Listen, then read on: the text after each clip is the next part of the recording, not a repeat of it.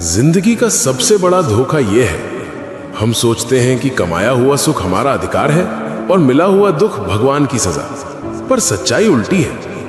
दुख वहीं भेजा जाता है जहां उठने की क्षमता हो, और भगवान वहीं ठहरते हैं जहां आत्मा हार मानने लगे। आज जो ये कहानी सुन रहा है, शायद तुम्हारे अंदर भी एक टूटा हुआ हिस्सा होगा। तो ध्यान से सुनो। ये कहानी किसी एक लड़के की नहीं, ये हर उस आत्मा की है जिसे समय ने कड़ा बनाया है।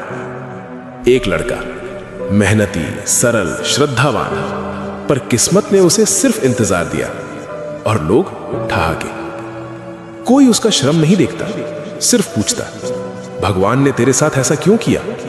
और एक रात उसने आसमान से फुसफुसाया, महादेव, क्या मेरी भक्ति अधूरी थी? जवाब फिर भी खामोशी। पर वही खामोशी उसके भीतर एक नई चीख जगा रही थी, एक बदलाव की आग।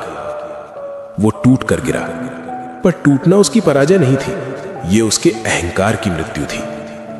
रोते रोते उसने पुकारा, अगर भटक रहा हूं रोक लो, अगर गिर रहा हूं पकड़ लो, अगर हार रहा हूं जगा दो।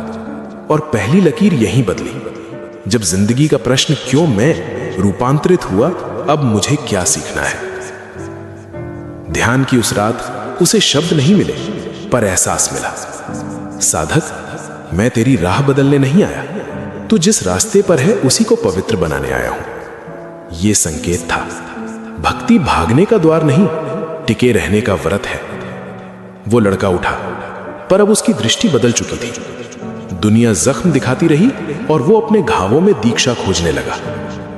जिंदगी की असली चाल यही है, दुख मार्ग बदल देते हैं और भक्ति लक्ष्य। महादेव चमत्कार नहीं करते, वो इंसान के भीतर से पशु को हटाकर साधक पैदा करते हैं। जो राह टूटकर छूटी थी, वहीं से अब साधना का प्रथम चरण शुरू होता है।